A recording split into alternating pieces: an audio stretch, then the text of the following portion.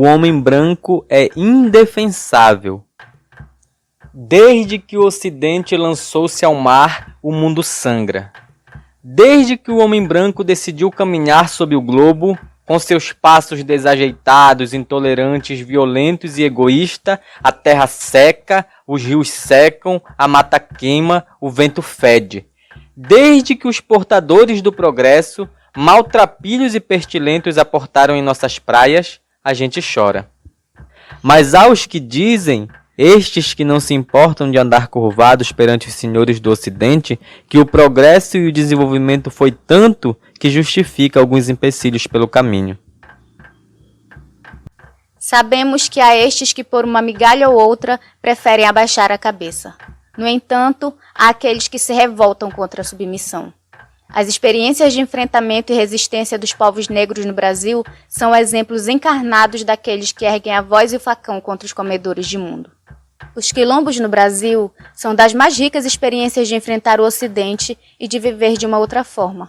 São das práticas de luta contra o modelo de sociedade do homem branco que se ergueram as mulheres quilombolas do Baixo Tocantins. As matriarcas da liberdade, que fugiram e enfrentaram o sistema escravista para forjarem no seio da maior floresta tropical do mundo, comunidades de liberdade. Essas são as histórias sobre elas.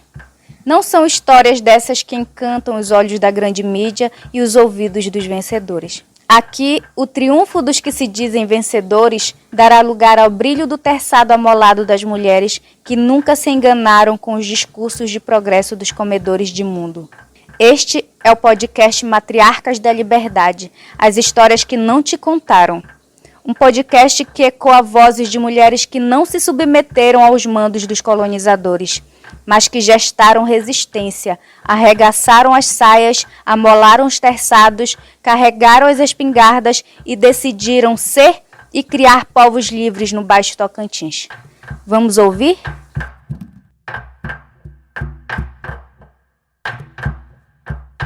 Neste episódio final, ouviremos sobre como as novas gerações banhadas nas sabedorias das matriarcas deram seguimento às lutas encampadas por estes territórios e o que pensam a respeito dos desafios cotidianos que vêm sendo enfrentados ao longo dos anos.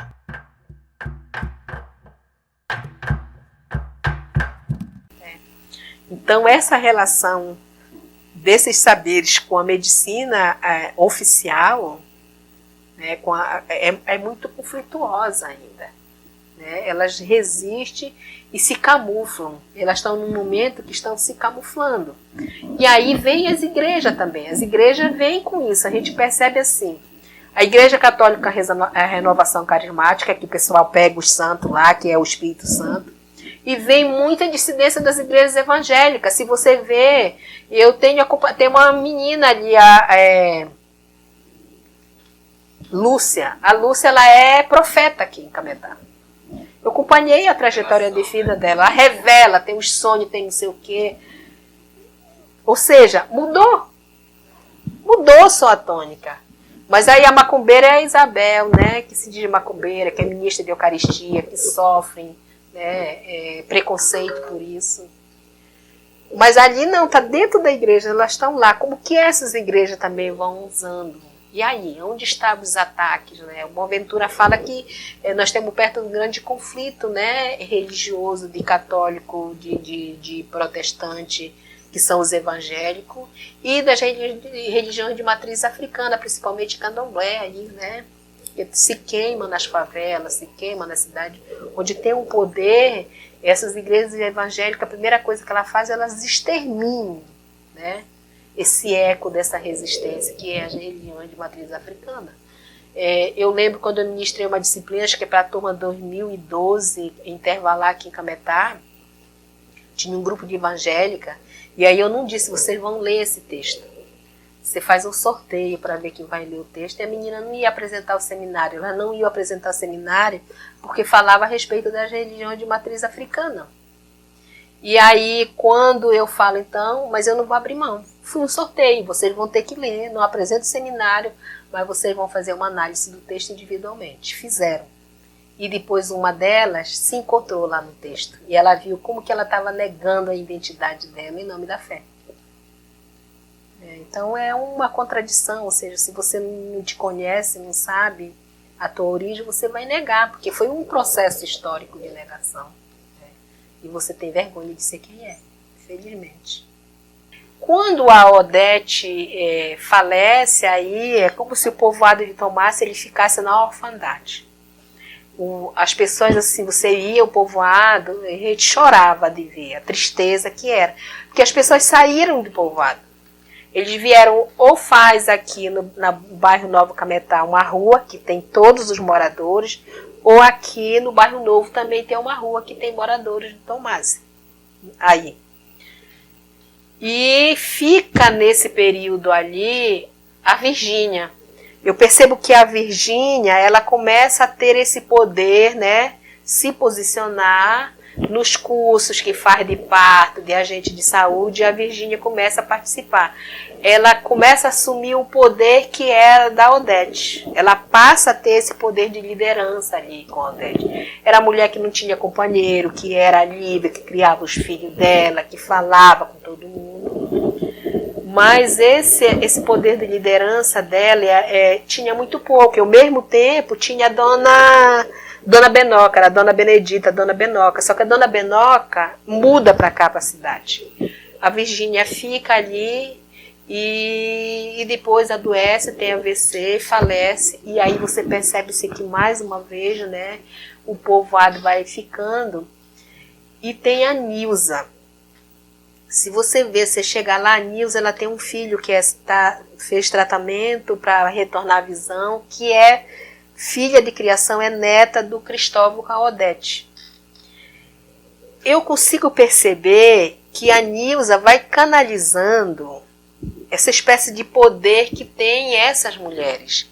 Ela continua morando na casa que você vem de lá, daqui ou daqui, é a casa do Cristóvão onde era. A Nilza está lá. Ela tem, acho que 2 filhos, eu não lembro bem. Ela é neta dele, ela fica lá. Mas eu consigo perceber que ela é muito, muito parada ali no local dela, mas ela tem poder. A fala dela, quando ela diz eu vou, as outras mulheres, as mais jovens da idade dela, seguem. O que foi um empecilho nesse momento para a Nilza? Foi exatamente o filho. Ela tem um menino e ela descobre que o filho dela está ficando cego, bebezinho, né? E ela começa com toda a dificuldade a fazer o tratamento para idas e vinda para Belém, mas ela continua ali, né? Então, eu consigo ver da nova geração na Nilza e consigo ver na filha do Tchuí, da Carol.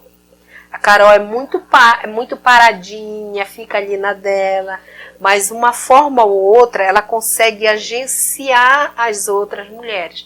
Para mim é muito esse processo de resistência, de inspiração de uma mulher na outra. E você percebe ali que são as mulheres que não se curvam a esse mando, né? Então eu percebo, no Mola, a Durvalina continua lá, brigando com o Zé dela lá e com os caramba, mas eu começo a perceber como que essas lideranças, elas se fogem de uma forma muito discreta dentro desse povoado. Aí as meninas vieram aqui, nós temos 6 crianças, mas eu tenho 4 para batizar hoje, eu tenho 3, eu tenho 2. Falei, sim, e aí eu vou batizar. Como a gente faz? Tem missa na Tomás. Aí eu tomei um banho, me deitei, fiquei pensando, essas crianças, Paca. Poxa, se nós vamos evoluir uma coisa na comunidade do outro, é bom. Mas na da gente é muito melhor, né, mano? 12 é mais que 1, né? Aí, eu peguei e pensei, eu acho que a gente vai chamar o padre aqui. Eu não somos pior do que ninguém. Tá, e quanto é a missa? Ele me deu o preço, juntamos, olha, temos 5 mães, toca R$30 para cada um. Mas tu vai dar, tu não tem filho, vou batizar? Sim, eu não faço parte da comunidade. Deu meus 30. Dei meus 30, comprei um frango, comprei refrigerante para lanche, comprei vela. Aí dei, Carol, quando terminou a missa, Carol leva o pessoal lá em casa, para ir tomar o lanche enquanto ele foi batizado. 23 batizados. O pessoal só ia avisando, as familiares. Até de Belém veio 4 para batizar. que tava pagando um rapaz. Aí foi tão bonito a missa aí. Ficou para nós todos organizar. E eu até, numa reunião que eu tive com o prefeito aqui nessa mesa, ele sentado aí, o Vitor Cassiano e eu aqui. Ele veio aqui? Veio, almoçou aqui em casa, tomou banho no meu banheiro, daqui que nós vamos para a reunião. E aí nós tivemos, eu falei cara a cara com ele. E falei, porque ele falou, dona Duvalina, qual é a maior o objetivo de vocês? O que mais vocês precisam aqui? Aí eu disse, principalmente, é a saúde. Porque se nós não temos a saúde, nós não temos vontade de estudar, nós não temos vontade de se alimentar, nós não temos vontade de viajar, né? De trabalhar, de nada. Aí eu botei para ele assim. Porque foi passando de geração para geração, por exemplo. Da velha Juvita, quando ela passou para a bisavó, que era a Maria Gonçalves. E lá passou para a filha dela, que era a filha Odete. Aí depois que ela faleceu, ficou com o velho que era o esposo dela, era o Cristóvão. Aí depois a dona Virgínia, se não estou enganando, a dona Virgínia, sim, a Benoca. E hoje, né, uma das mais velhas que está agora é a dona Dalva, que organiza junto com também com minha esposa, as outras meninas, né? Elas sempre, nessa organização, sempre vai passando de mulher para mulher. Aí daqui no futuro, quem sabe, não são elas de novo. Eu acho que vai ser elas novamente. Porque a juventude hoje também não estão participando muito, né? Geralmente são mais as meninas do que os meninos, Isso, né? são mais as meninas. Então elas vão ficando com esse legado de sempre ficar comandando, né, as organizações do território. Olha, um tempo desse chegou uma carta para mim. Aí o Zinho olhou, vovô, aqui está escrito que está encaminhada esta carta para Duvalina Borges Batista, líder comunitária de Mola Quilombola. Eu falei, verdade, meu filho, eu não nego a minha natureza, né? Eu sou mesmo. Porque o que a gente tem de aqui, que está funcionando devagar, engatinhando, é a associação, né? Que é a comunidade quilombola, né? Uhum. Aí faz parte quase mais mulher. Aí eu falo para ela, eu falo, minha filha, tu tem que se cuidar mais, se interessando mais nas coisas, né? Aí a menina tava até falando, olha, bora, dona Dalva, se cuidar mais desse grupo das mulheres, pra gente se organizar, para saber o que a gente quer, o que é melhor para nós. Eu falei, isso é verdade. É assim, né? Porque hoje nós temos duas mulheres também que são muito importantes, né?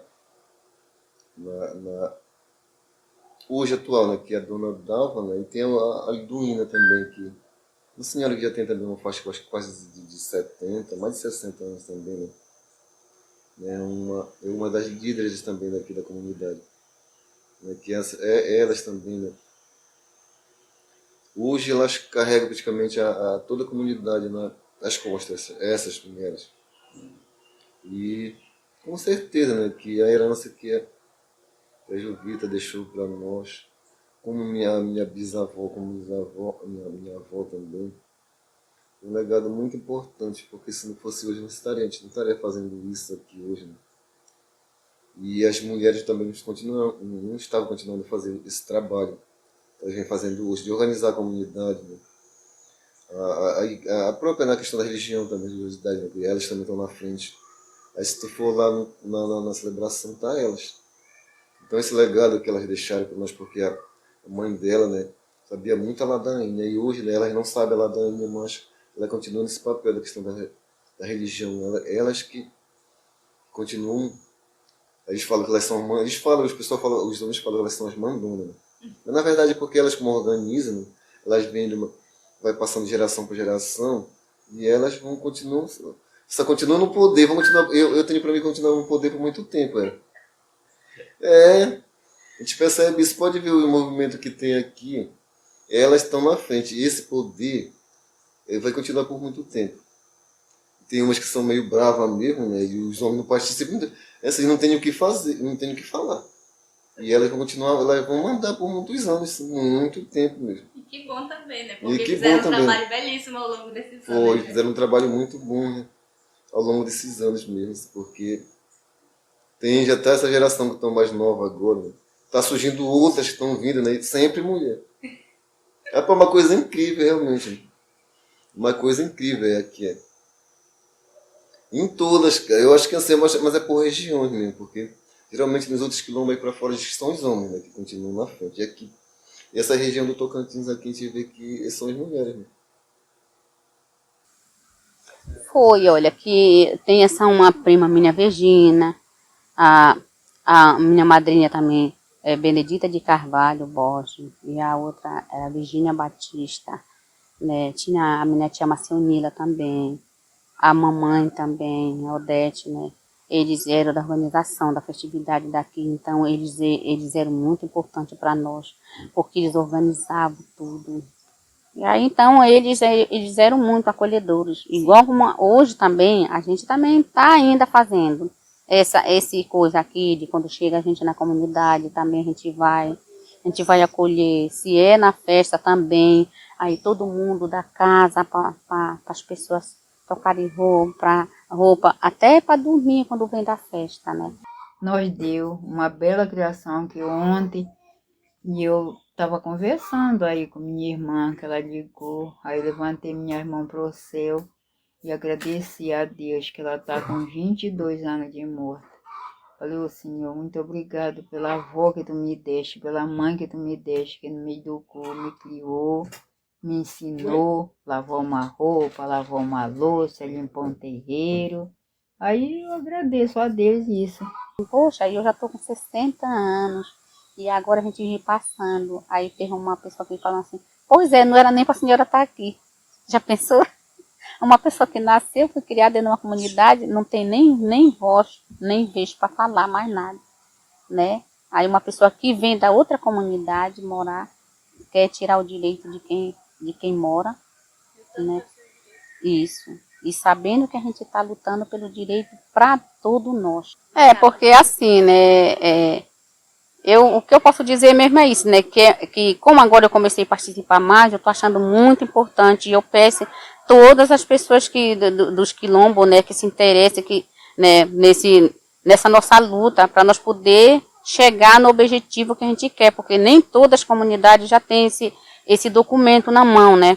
Então eu peço a todas as mulheres quilombolas que se interessem, que dê apoio também para a gente e na sua comunidade também, que eles tenham a participação e vão lutar pelo objetivo para cada um de nós, porque nós somos um povo reunido e nós temos que dar força um para outro. É o que eu peço para todas as mulheres quilombolas. Dolores Serra,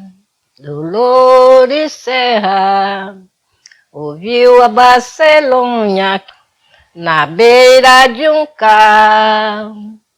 Tem castanhola e faz companhia e tem muitos mal. Nasceu Salomão e o seu pai lavrador, cheio de maior idade.